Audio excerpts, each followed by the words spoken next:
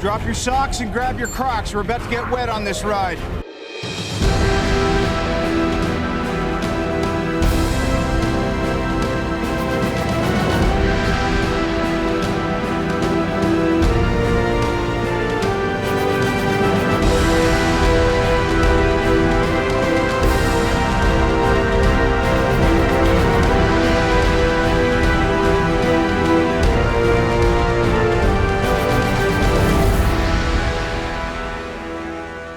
Hey there, Gothamites. Welcome to another episode of the Arkham Sessions. My name is Brian Ward. With me, as always, the psychologist to the superheroes, superheroines, and supervillains of Gotham City, and now the Marvel Cinematic Universe, Dr. Drea Letamendi. Hello, Drea.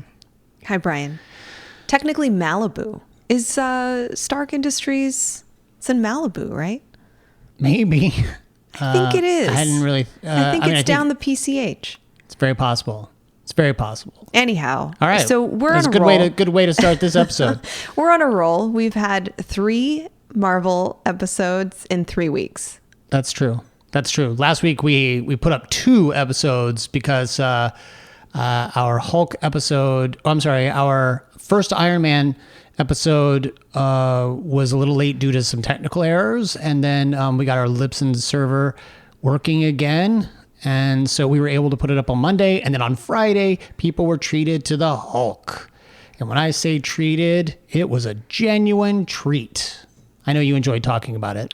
I enjoyed talking about it. I did not enjoy watching the movie, though. But how did you feel about it compared to watching this movie, which, as we determined, is also on the lesser tier of Marvel movies, especially of Phase 1? What can I say about this movie? It is very much an Iron Man 2 It is very much an Iron Man 2. It's an extension. It's the appendix. It's the next chapter. Yeah. Of Iron Man. Certainly, it's great. It's entertaining. It's a solid Marvel movie. It's fine. It's, not much to complain about, but it has its formulaic, as I know you've talked about before. Yeah, there's not much to complain about, but there's also not much to praise. Yeah, there's a formula to it that seems to be repeated. Yes, my ongoing complaint, especially about the first phase of the MCU, is that all the movies are literally about the exact same thing. It's regardless of what the thing is. In Iron Man, you got a guy who invented a piece of technology that allows him to power a suit, and then his old buddy decides that he wants to own that technology and that suit and become a villain. In the Incredible Hulk, it's the exact same thing. We need the thing that's inside of your body so that we can create a weapon out of it. And then, Tim Roth's character decides that he is going to harness that ability, and he becomes a big bad, and it becomes very much like Ironmonger. And then in this movie, you've got the exact same thing, and they set it up from the very beginning. You've got Vanko, whose father supposedly helped Tony Stark's dad, Howard, create this technology, but then, was seen as a potential threat, and therefore was sent back home to Russia. And now you've got Vanko wanting to avenge his father, and he creates another piece of technology. And then a big suit. So far, it is the exact same movie thrice over. This one should be no real surprise, though, because they announced it immediately after the success of the first movie. So, I can't fault them for wanting to make a little more money, but maybe a little more time spent in the story and writing department. And it's always like a bigger, better, more forceful, it's always bigger. It's a match. It's a formidable match to the original. With Hulk. Yeah. You got Abomination. He's smarter. He's more present. He knows what's going on. He knows what he has. Cognition. But defeated just as easily, I guess. It just requires some punching, and it's a good lesson, right? When you add greed and thirst for power to the technology, you become to the genius, a monster. Yeah, you become a monster. Well, let's talk about then. Okay, so let's go right into Iron Man 2, because Anton Vanko, who is avenging his father because his father apparently helped Howard Stark develop this technology for the arc reactor in the first place, but then was pushed aside, was literally deported to the Soviet Union, and basically died in poverty.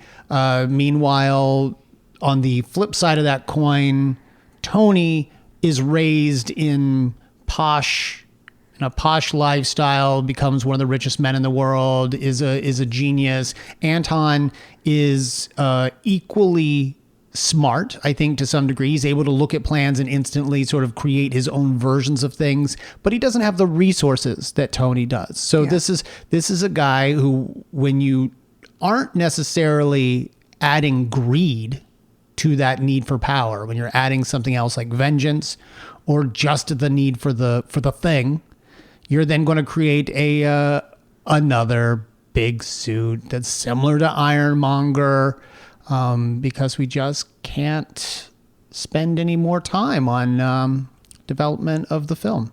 Well, I do need to. I fact checked myself. Okay. And I do need to correct something I said. It is not Stark. So Stark Industries is indeed in Los Angeles. The Stark mansion is set. Yeah, that's the Malibu house. That's the Malibu. That's why it's by the water. It gets destroyed several times. Yeah. In this film, it takes a beating when Rhodey and Tony have a brawl in the suits. It's weird that you would mention Rhodey first. It's like Rhodey's the one that did this. Well, he's certainly an important part of this film. 100%. He's a really, I think he's relatable. I think he's the proxy, right? He's witnessing Tony go down this really destructive path. And he wants Tony to be accountable, be responsible, use his power for good. I wonder, there's a few topics we could talk about. I do want to stay in the lane of psychology, but I couldn't help thinking about this relationship that tech experts, these billionaire tech experts, have with the government. And as contractors. Yeah, so these tech expos, I'm laughing because they're kind of funny when Tony or this guy from Hammer Industries. So basically Hammer Industries. Actually Hammer, Justin Hammer. He takes over, right? So he sort of becomes the new weapons distributor for the government. Mm-hmm. These big presentations they do at these tech expos, they're really funny. I think there's the hype song in the beginning of the presentation. Mm-hmm. There's all the bells and whistles, these appearances. It reminds me of course, the Elon Musks and the Jeff Bezos and at the time, the Apple guy. Yeah. Why am I blanking on the Apple guy's name? I'm going to let you just go with this. Okay. Steve Jobs. Thank you. I'm watching you. Hey, I got Jeff Bezos, you got Jeff Bezos. Right? Well, and I find myself wondering if these tech expos even exist. I mean, Stark created his own. And normally, they do. What do you mean whether they exist? Well, normally, like Apple would always have their own keynote. Like you would go to the Apple event. You wouldn't necessarily go to an expo to watch Steve Jobs at this event. And I'm not sure about Musk. I mean, I'm guessing he's probably also got his own events. Maybe they appear at like car shows or some sort of tech shows. I don't know. It's weird. Stark creates his own and then has opportunities for competitors to speak at them, which is weird because it's supposed to. And the other weird thing is it's supposed to last for a year. Like Stark Expo is supposed to be there all year long. and it's basically like Epcot Center. You show up and there's like little different lands that you can go to, and there's a giant globe in the center that is similar to Epcot. These videos from the 70s that we watch featuring Howard. Howard Stark, Tony Stark's father, is very much a Walt Disney-esque. Yeah, this is Walt Disney showing off. This is what Disneyland's going to look like. It's interesting. I do want to go back because something is, clearly you and I have not been to these tech expos in our experience, but something that I do talk about with my colleagues and sometimes my clients is the concept of a hype song. A hype song is exactly what it sounds like. It's a song that you choose that can change at any time, that helps you boost your confidence when you're thinking about something like a presentation or something that's related to public speaking or performance, something that makes you feel a little unsure or vulnerable. And everyone has their own hype song. It's a really good practice to sit down and think, what would my hype song be? And how would that song, like, where would I imagine that would be, as if it were played right before I did something that was challenging for me. Yeah. So I have a question for you, which would be really obvious, I guess. What would be your hype song? Wow. I've never, like, what would I play if I were entering an arena? Yes. It would definitely... What would that personalize? And can I just say, I have been asked I've done a handful of keynotes, and I've only done one that had a hype song? That the organizer said, when you submit your bio and your headshot and all that stuff, send us your hype song, and we will play this song when you walk out on stage. And by the way, it was a T stage. It was a long stage where I'm walking out to the stage and then walking to the edge of the T. So they could play a significant part of the song. Wow. Do you remember what I picked? I don't even remember this event. What was this event? You don't even remember the event? I remember you like coming out. Now I'm currently thinking of like U2 on tour. Like, how big was this T? How big is this? I'm thinking of you in like the Staples Center. No. Where was this? No, not quite. Okay. It was a long stage though with a T. It was a big audience. Maybe 500, 800 people. Okay. All right. That's a nice sized crowd. And what was your song? My song was Back in Black by AC/DC. Yeah, see, you're going the Tony Stark route. You're like, everybody loves the AC/DC. So I actually chose that song because of Tony Stark. I wanted to harness that genuine confidence. It's so funny that you say that too, because if I remember correctly, Back in Black is the song that they are playing when his convoy gets hit. You know, so potentially, yes. So there is a negative... that movie didn't start well when that song was playing. That's sort of like taking Apollo Creed's Living in America and hoping something good happens. Fair. So, okay, so you chose a song that ended horribly for Tony. No. I wouldn't say that I was associating that song to that scene. He actually, there's, I think in Iron Man 2, there's an AC/DC song that plays when he makes an appearance. Yeah. It's generally the Tony Stark style. I think of his appearances. See, I would think you'd come out to like Hell's Bells. It's also an AC/DC song. And Back in Black, I just want to hear those big bells playing as you walk out into a big T stage. I think too, Back in Black has some lyrics and has this just something personally that I relate to. Yeah. So that was pretty empowering. Have I given you enough time to think of what? No, because you've been asking me what your song was. I think I would choose something just off the top of my head. I would just choose something like I might actually just choose a piece of music from like the Gladiator soundtrack, the score. Yeah, because when I want to feel powerful driving down the road, I put in the Gladiator score. and it's dangerous too because it makes you feel like you're a Roman and you can just like destroy everyone in your path. Okay. So it's not a good thing to necessarily drive to. You start to get a little too confident, but it's good. It's Hans Zimmer, so you're gonna feel superhero-y and powerful.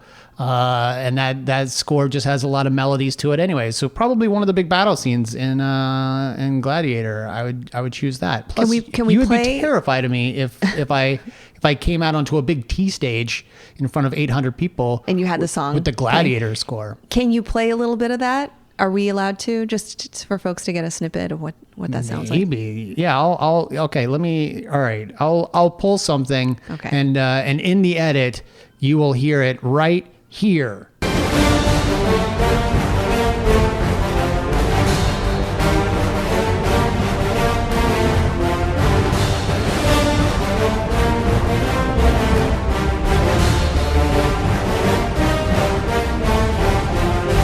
Well, thank you for indulging me. Yeah. But that was good though, right? You would be hyped to see me coming out onto a T stage with that music.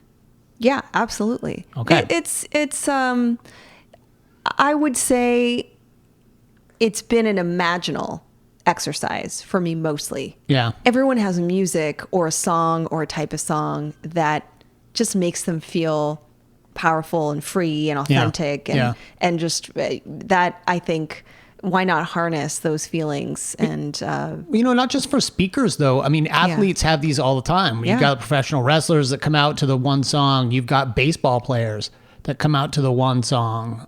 You've got football players. I don't know if they don't necessarily have specific songs for football players, but yeah, you've got those songs that show up when a boxer comes out into the arena. These aren't by accident. They're meant to intimidate. They're meant to hype yourself up. That's interesting. I'm glad that there's a whole section of this podcast just on hype songs. That's cool.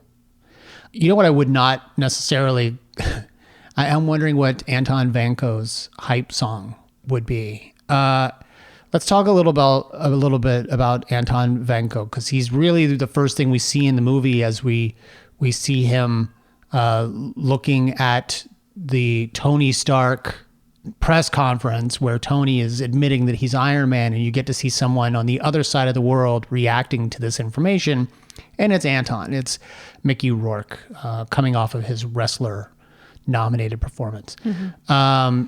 And Anton's a real character, although they seem to be taking a couple of different characters from the comics and turning him into one character. Marvel does this a lot. They take characters and create their own versions. Anton Vanko was originally the Crimson Dynamo. And it's really funny because if you think about the Crimson Dynamo, so Drea, do you remember the movie The Running Man with Arnold Schwarzenegger? You remember there's a movie called The Running Man. What? Oh, yes. It's the game show. Yeah, it's the game show movie. Yeah, it's classic. Yeah, there's the one character in there. He's a large opera singer who's got all the lights on him, and he fires electricity out of his hands as he sings opera. That character in that movie is actually called Dynamo. And that's pretty much exactly what the Crimson Dynamo looked like, only he was in all reds. He was a large character that sort of, I imagine, waddled. It was a fully deep red color. It was a piece of armor, and he could manipulate electricity. And he was sent off to engage in industrial espionage with Stark Industries, ended up inevitably failing when he got into a fight with Iron Man, and then ended up defecting to the United States and becoming friends with Tony. Not the character that we're dealing with here. This character seems to be more along the lines of Whiplash, who Anton Vanko later, much later in the comics, became one of the many characters to use the name Whiplash. And in fact, I think that there was even after or around the time of this movie. So this is a character who was like Fenka was never supposed to be Whiplash, but in the comics, when he was part of a small village. Iron Man came and killed a bunch of people. He blamed Iron Man for it. Turns out it was not Iron Man. It was someone in a stolen Iron Man suit. Anton's father was one of those people, and Anton became really angry and decided to go after Iron Man. He then found out that Iron Man didn't do it, that it wasn't Tony, but decided he would kill him anyway because Tony's suit was still, the weapon used. So, and then he also had the electric whips, which also the original Whiplash also had whips that he used. It seems to be sort of a combination of multiple characters. This version, as we mentioned, his father helped Howard Stark, and it only went so far. People were scared. And that's not the Howard Stark way, apparently. And so they had him deported, and Anton grew up in sort of in poverty and then in crime. Mm-hmm. So Trey, I'm curious about your take on this character, seeing this little bit of backstory, learning a little bit more later, a character who could have grown up to be like Tony, maybe even grown up to be a best friend of Tony, who knows, but instead was sent into poverty and was held down not only by the American government, but also by the Soviet government. Well, I think it's hard to be too mad at him, right? He's been displaced. His resources were taken from him. He was deported. So there's this, I think there's a natural feeling of being taken advantage of and then being discarded, right? Because his abilities, his talents were being used until they weren't suitable for Stark Industries, right, essentially. I think his son has a level of, he wants retribution. Yeah. And I think we can understand why. The character that we're seeing is a bit exaggerated. It's weird. He doesn't have a lot of lines. He is this huge, buff, Eastern European man who is just set on persecuting Tony. There's not much there aside from that back history that you just described. So it doesn't leave a lot for sympathy. It doesn't leave a lot for curiosity and like, okay, what more do we need to know about him? Yeah, but now they introduced the bird. Well, that's he's crazy in love that with you the said. Bird. Well, I was going to say the one thing that I was kind of curious about was that he has a bird and that he was attached to the bird. Not that that's a huge matter, but just the fact that, he has attachments and he does care about some beings, some creatures. Yeah. So it's almost like there was some need to sympathize with him in some way, but they couldn't quite. I don't know. The writing just couldn't quite take us there. You know what's sad about that is he never got his bird. Like, he had a very particular bird. Yeah. It was his bird that was back in Russia. Justin Hammer gets him a replacement bird that he then attaches himself to. He's very happy to have this bird. He's unhappy when they take the bird away violently. Yeah. And he kills the two guys who did it. But then you realize that he dies at the end of the movie. Yeah. Not having seen his bird, and his bird has not seen him. Right. Well, I was going to say, in that scene when they take away his bird, they also take away his shoes.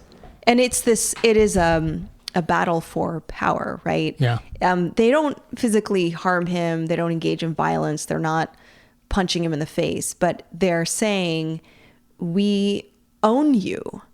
You don't have authorship on around your body, around your sense of safety. Yeah. We are, and we've skipped a whole bunch, but Hammer, the dude, basically breaks Whiplash out of jail. Yeah. And he employs him, I'm using quotes here, but he puts him in his giant industrial warehouse, asking him to build Iron Men for the purposes of transforming them, building an arsenal, bunch of weapons. And I think that moment was one of clarity. It was one that I think psychologically makes its point. Yes, you're strong. Yes, you have the talent.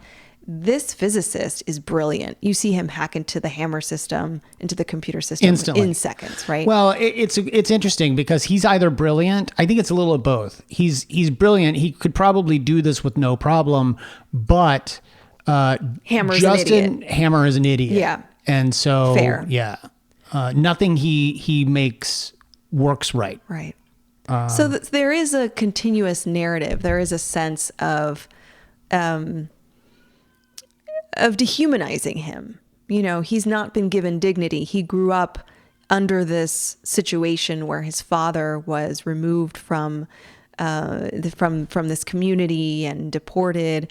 It's inhumane. There's a lot here that I think is an interesting part of his story.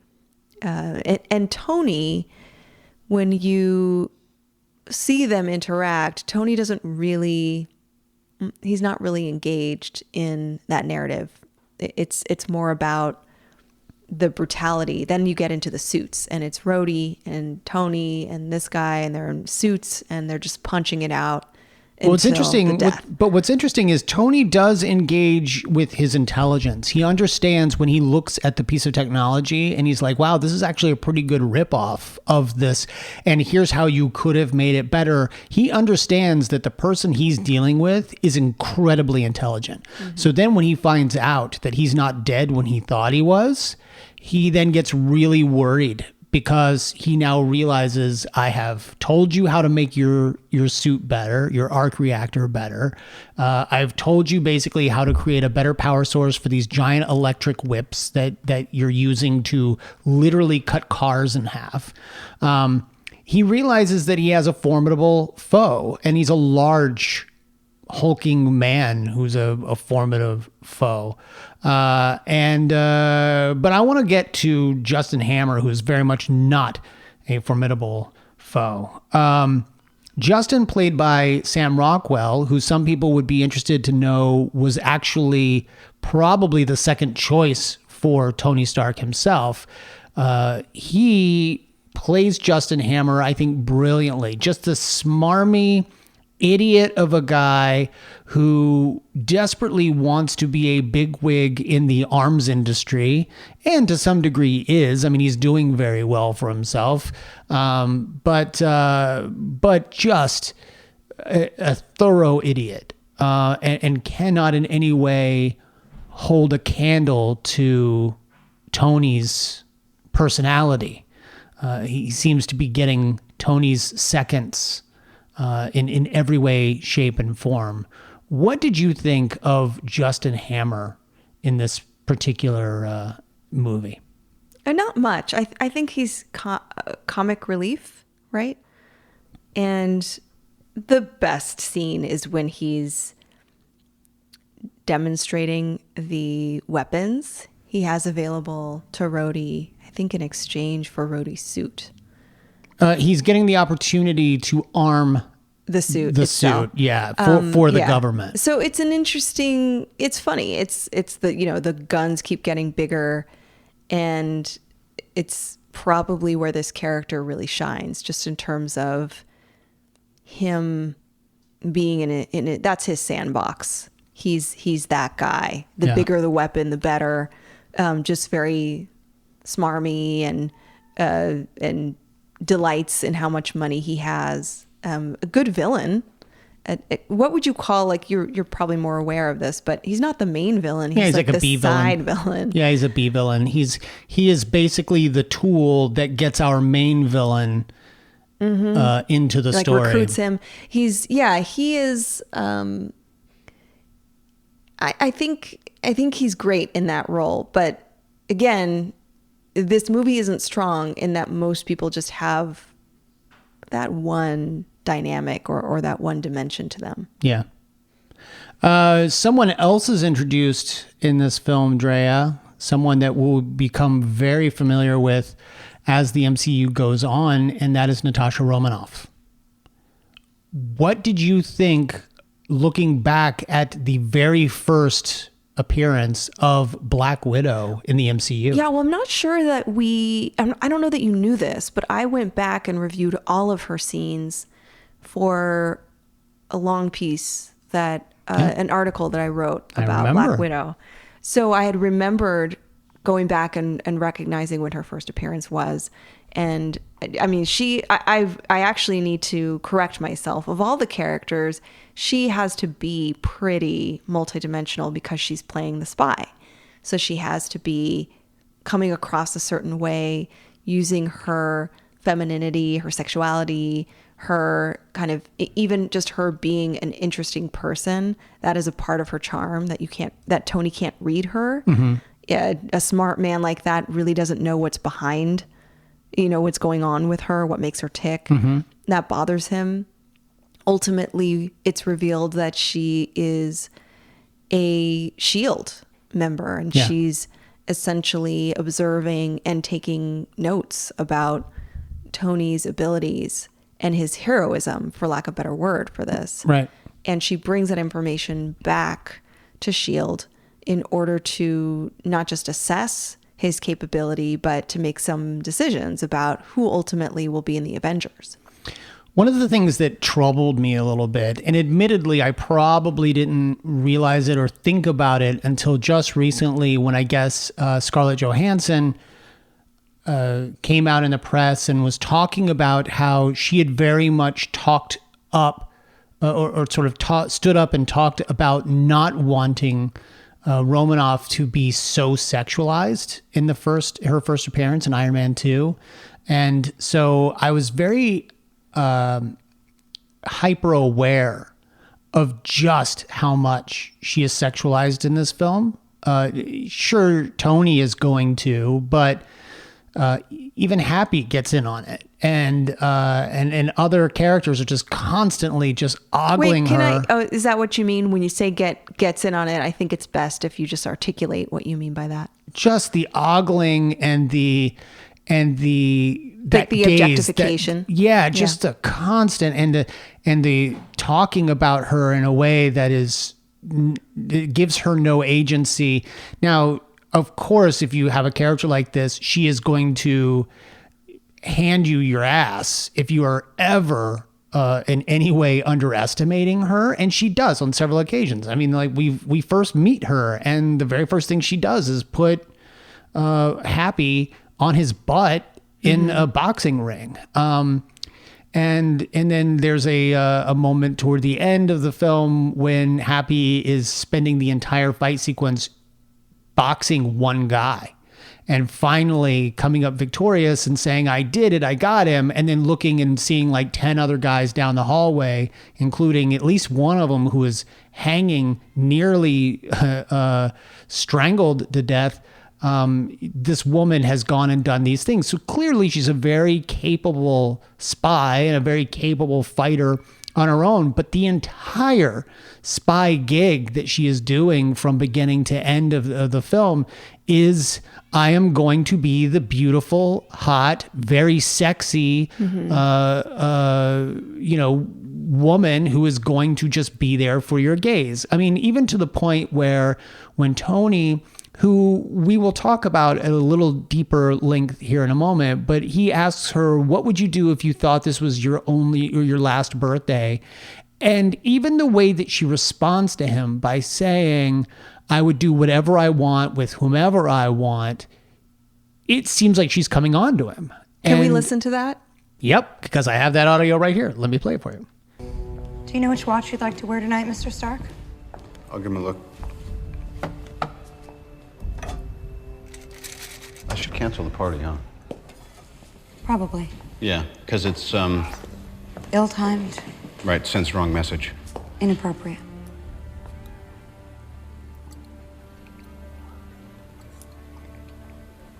Is that dirty enough for you? Gold face, brown band. The Jaeger. I'll give that a look. Bring him over here. I'll take that. Why don't you...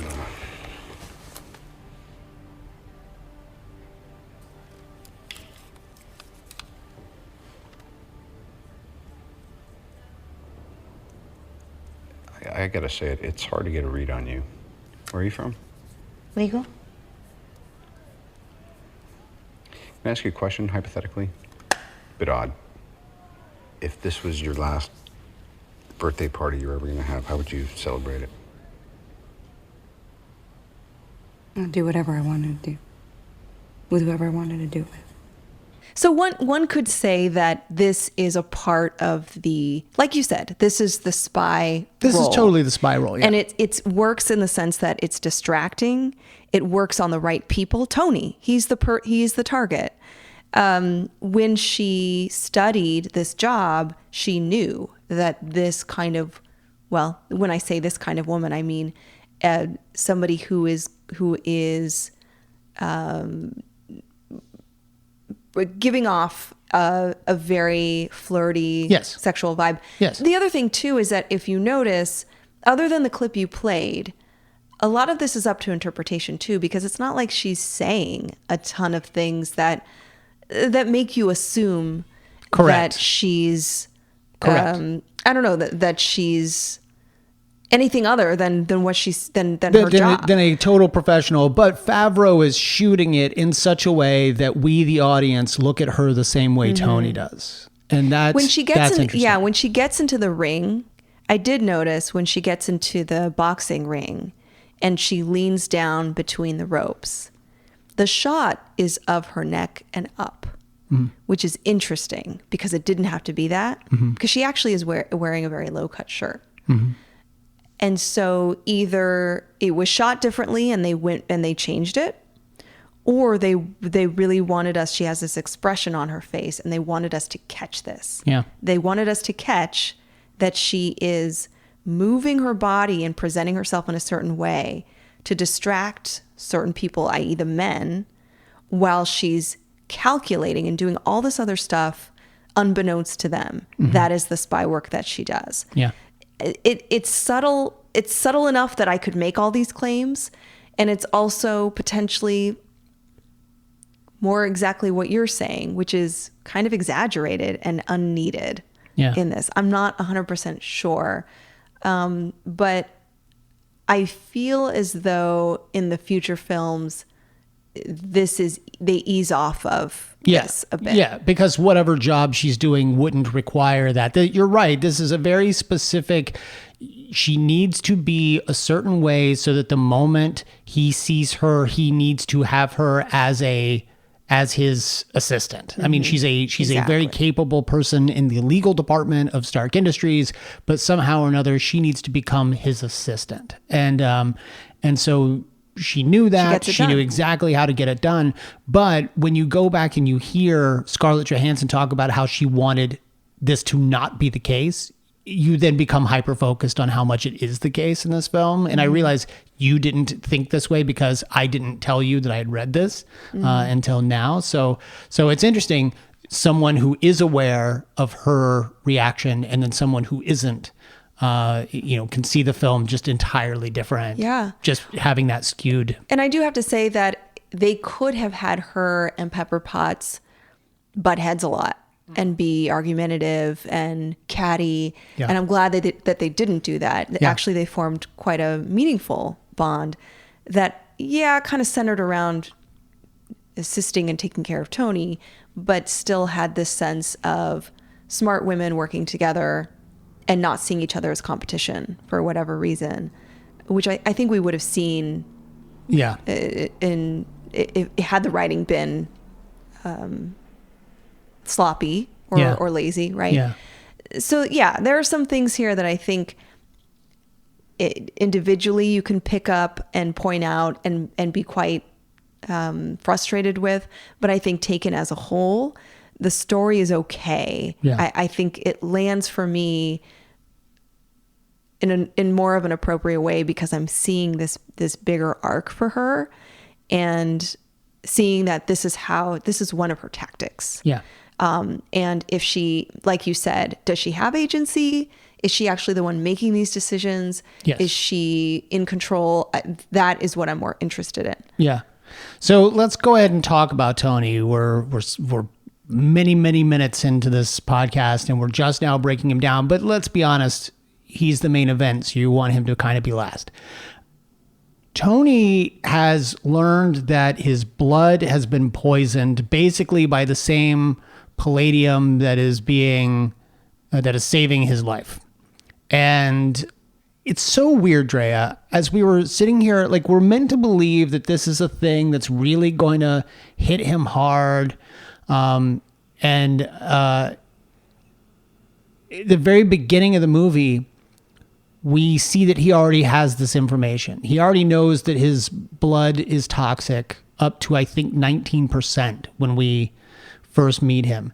And then very shortly after, he's already up to like 56%. This is not a slow moving process. You got the idea that this was taking a long time, and it doesn't seem to be taking a long time at all. So he's got to go and literally discover and then create a brand new element.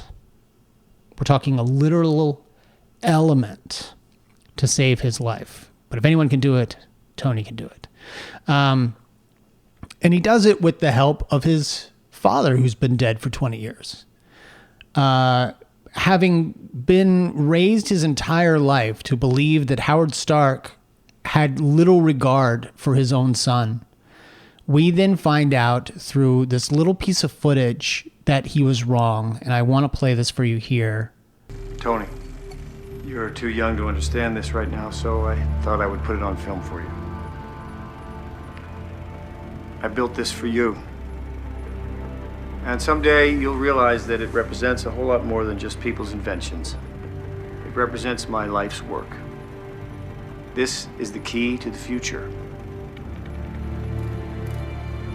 I'm limited by the technology of my time, but one day you'll figure this out. And when you do, you will change the world. What is and always will be my greatest creation is you.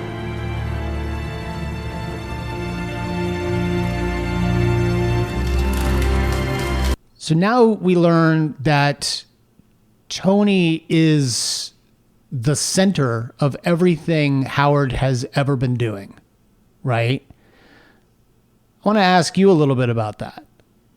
What's going through Tony's mind and emotions right now, this piece of information 20 years, maybe even too late?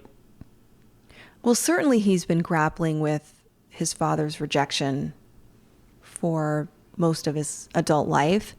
And even during his childhood, there was a scene where Howard is filming one of these Walt Disney-esque ads or presentations. And you see a young Tony Stark in this clip, and he's kind of reprimanded. You know, you get the sense that he sees his father as a hardworking man, but not much of a caregiver, not somebody he has a bond with. So my sense is that learning much later that he was special and that his father was not only fond of him, but felt as though he had a gift is a huge deal. That doesn't take away the years and years of vulnerability and self-doubt and the self-rejection that comes from having a parent it come off a certain way in the way that they raised you. But I think it's still meaningful. So right before he discovers this element, there is a turning point. he realizes that his father was actually a huge part of his own sense of self. And that actually becomes a huge transformation for him, because prior to that, he was basically giving in to his death. He's dying, and as you said, in a very accelerated rate.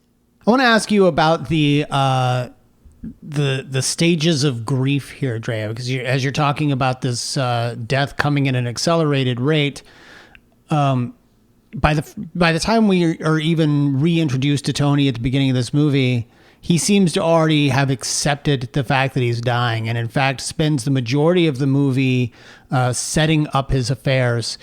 He gives the company to Pepper Potts, an action that I'm not even sure is possible or legal. She's his executive assistant, and as we learned in the first movie, there's a board to Stark Industries. I don't know that he's got the leeway to just give her this job, but he gives her Stark Industries. He then sees to it, although it doesn't seem this way at the time. We're talking about the fight between him and Rhodey. We find out later that really he orchestrated it so that Rhodey could get the suit and could take the suit, because there are protocols within the suit that don't allow anyone not authorized, not previously authorized, to get in the suit and use it and do So things. you're saying that the suit that Rhodey stole was already prepped to For Rhodey be to take engineered, to be commandeered by him. Yes. Okay, Yes. that's interesting. Yeah, because they mention that there were certain protocols within the suit that shouldn't allow for anyone to be able to take it. And Stark gives a sort of guilty look, as if to say, "Yeah, I made sure that Rhodey could have it." Like he essentially had the password to get in. Yeah. Whether he realized it or not. If anyone else had tried, if Justin Hammer had tried to get into that suit, Justin Hammer might be fried inside that suit. But it's designed so that Rhodey is authorized to use it. And he's doing that because he needs to set up these suits to only be used by the people that the people he trusts. And he knows that he's going to be dead in a minute. So Rhodey is absolutely the only other person he trusts at this moment to get into the suit. And who knows, maybe the suit is set up so that if Pepper even needed to get into it, she could. We don't know who his most trusted people are, but we get the understanding that he knew he was going to die, so he's making it available to Rhodey to use for the government, because he knows that Rhodey will take care of it. Well, and when you say he trusts him, Yeah. it's that Rhodey also has a particular Moral compass, right? Yeah. He will not use this power and this ability in nefarious ways. Yeah. And we know about 99 other people would. Yeah. Even though he knows that it'll end up with the government, Rhodey's the only one who can use Yeah. it. And so he knows that there's still that bit of morality there, that it will be used for the right things. Sure. But again, he's setting this whole thing up because he has already come to the conclusion that he's going to die and he's okay with it. Well, is he okay with it? Yeah, let's talk about this, because it seems like we could have seen the other 4 stages of... You're saying that he is, we see that he's, he has already realized that he's on his way Yeah. to death, that Yeah. he can't do anything about it. And you're saying he's showing us that he's in the acceptance phase, which most people I think know is the last stage of the grief model. Yeah. But let's expand this, because it's not as if I agree with you that we haven't really seen him in other stages, but it's possible that there are some snippets of it. And I think there's a lot of myths about the 5 stages of grief. One is the one that I just said. Is acceptance really last? It may not be the last stage. Okay. But I think it's important to name what all the stages are. Okay. And this model has been around since the late 60s. It's quite recognized. It's one that it's not only learned about and recognized in the field of psychology, but I think a lot of other disciplines and other fields know about the stages of grief. Okay. The person who developed the stages of grief is the psychiatrist Elizabeth Kubler-Ross. And she essentially noted that more or less everybody who faces death will experience these 5 stages: denial, anger, bargaining, depression, and acceptance.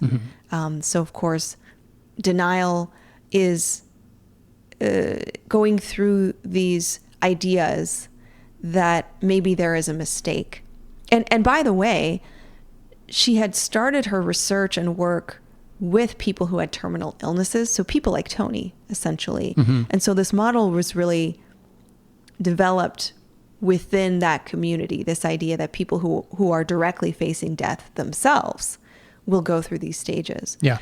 So as I said, usually there's this experience of denial. Maybe this was misdiagnosed. Maybe this isn't real. There could be incorrect information, and even extreme ideas like they mixed up my lab work. That's not my blood. That's someone else's. You know, all these sort of otherwise delusional ideas that can come across someone's mind that are actually quite normal. I mentioned anger. This is a common reaction to death. Why did this happen to me? It's infuriating. Life's not fair. I'm a good person. And if someone is religious or even vaguely believes in some higher power, why wasn't I protected? Why didn't this higher power care about me? Especially for someone, I'd say Tony is experiencing or facing death earlier in life than maybe he anticipated. And he may be experiencing that sense of frustration and rage that he's lost out. You know, I'm a brilliant person and I'm being, my brilliance is being vanquished. I'm leaving this earth sooner than I'm meant to. Yeah. Bargaining is something that is incredibly common, and it may be a kind of negotiation that's very mental. Okay, what if I change this aspect in my life? What if I do nothing but good deeds? Will I be spared? What if I start to engage in relationships differently? And even bargaining with a higher power. Like what if I start to become more religious or pray more? You know, what can I do? Basically, bargaining is figuring out what you could do differently to get out of the situation and avoid death. Depression is, I think, something that is likely to happen at some point. And this is the very real feeling of grief. It's a very visceral and very present emotion. It's deep emptiness. Yeah. Especially being in this reality where when we're gone forever, at least on this earth, in this way. And that is overwhelming. It can even lead to some hopelessness. Like why even be alive today if I'm not going to be alive in a month, 6 months, a year, right? And then we talked about acceptance, which is exactly what it sounds like, a sense of, it's interesting. It's not, it's okay that I have this illness, or it's okay that somebody I care about is dying. It's more or less a larger picture. I know that ultimately, if my partner dies or if this catastrophe happens or if I'm gone, that in the bigger picture, it's going to be okay. It's a more realistic thought process. And so what I really want to point out, and by the way, that acceptance, the reason why it's said that that's the last stage is because it's this openness to new options and to moving on. And for many people, that means, okay, time to get my stuff in order, time to sell my things, time to give my family important paperwork and just settle. It's important. It's a very important step. Yeah. But I have to say that this model has been analyzed and reconsidered, and it's very different now. We don't consider this model to be exactly the way it was developed today. One of the most common changes is that, or I guess the most common ideas to consider about this model is that these stages are actually not linear. You don't start at 1 and end at 5. You might start in a different place and weave through these different emotional experiences many times. And I think that's more likely what Tony's going through. Yeah. That he did have a level of acceptance.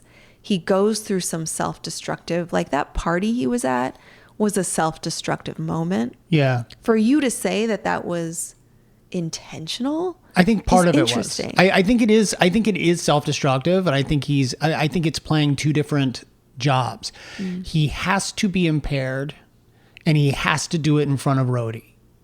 Rhodey has to take it upon himself to go grab the other suit, and the only way to do that is to realize that Tony is no longer the reliable pilot to this piece of technology. I have got to take it away from him.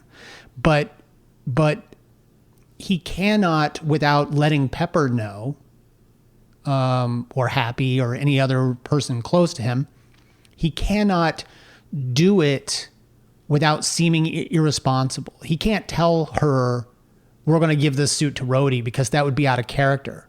And he is refusing to tell her that he's dying.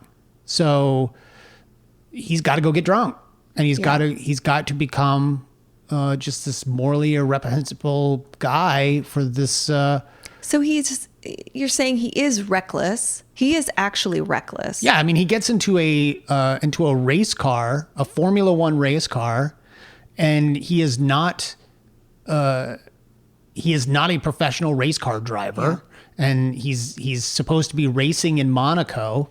I think there's a part of him that's a little on that super reckless side because of all of this. He needs to cement his legacy. He's really afraid of that as well. And so I think there's a little bit of that that's maybe even pre-suicidal. Like if he dies on this racetrack, he'll be okay with it until the moment that he almost dies on the racetrack, and then he gets up and fights for it. Like he's not ready to go. So there is that moment of he's not accepted that he's just going to die any old way he can. But yeah, I think a lot of this is geared toward that imminent death.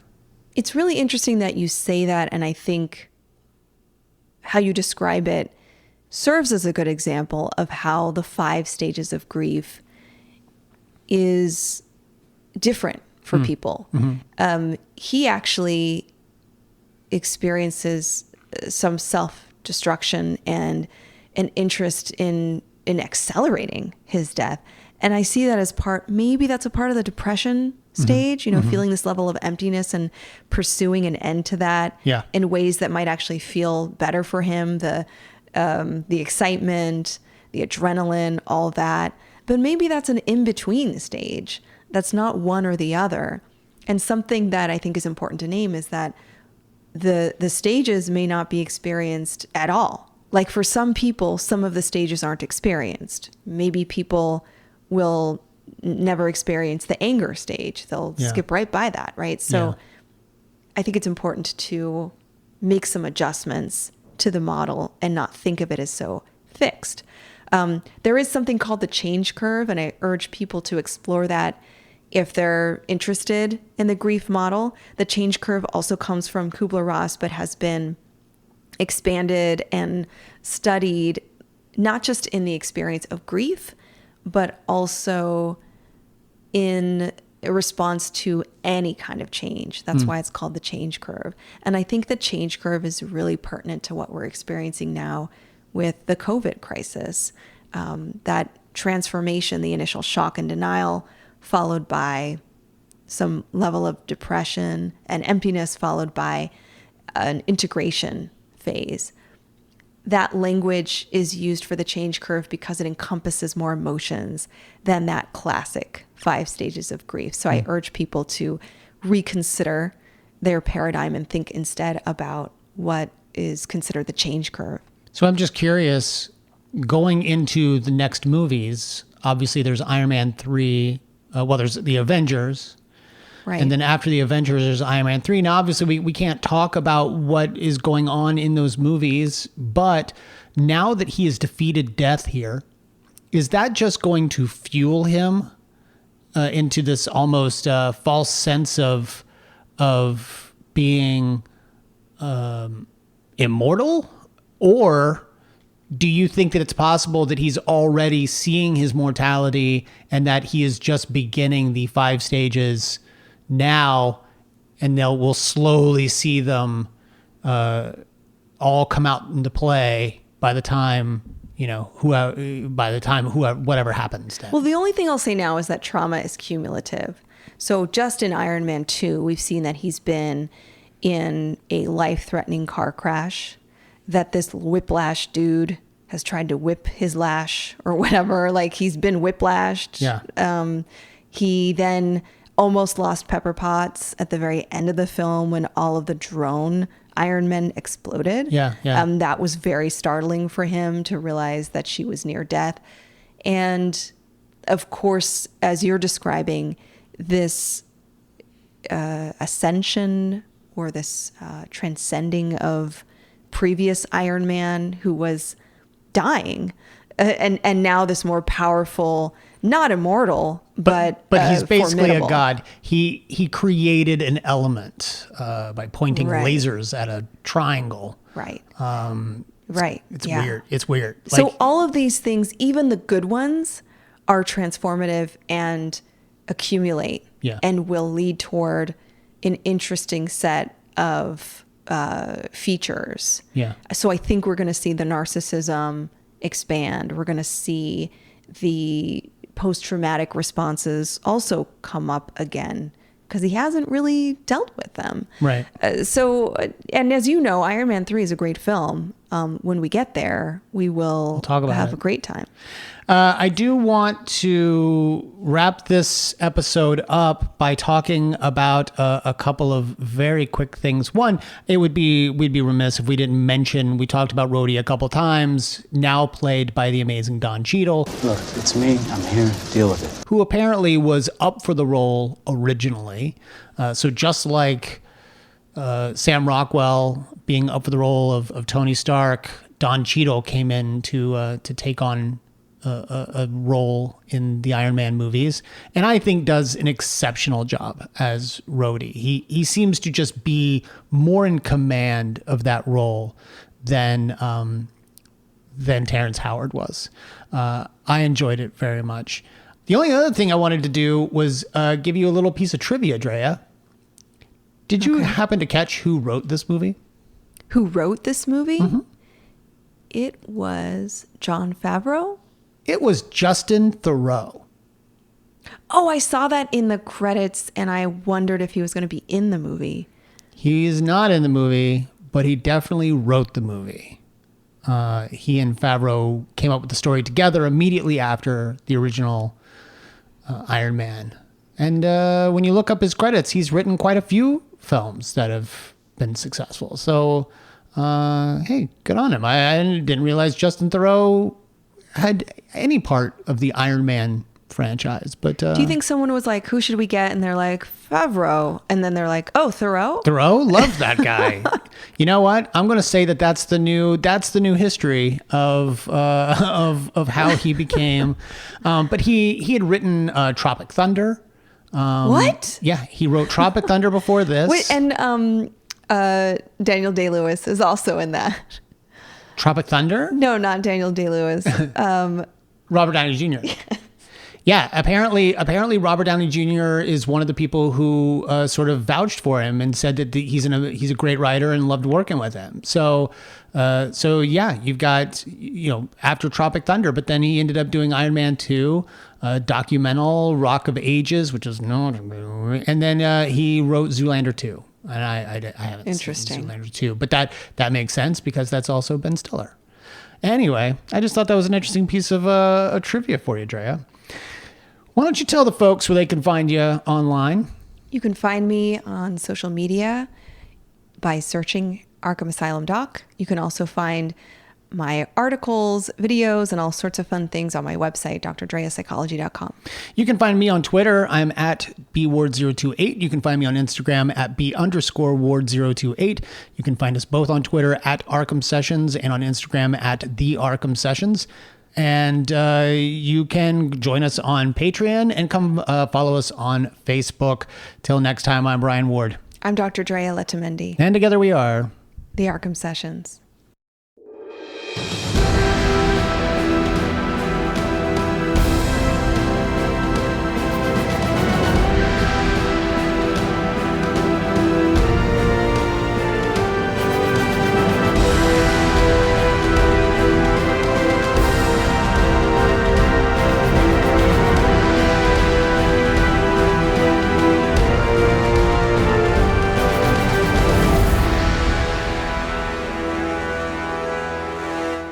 Mr. Stark displays compulsive behavior.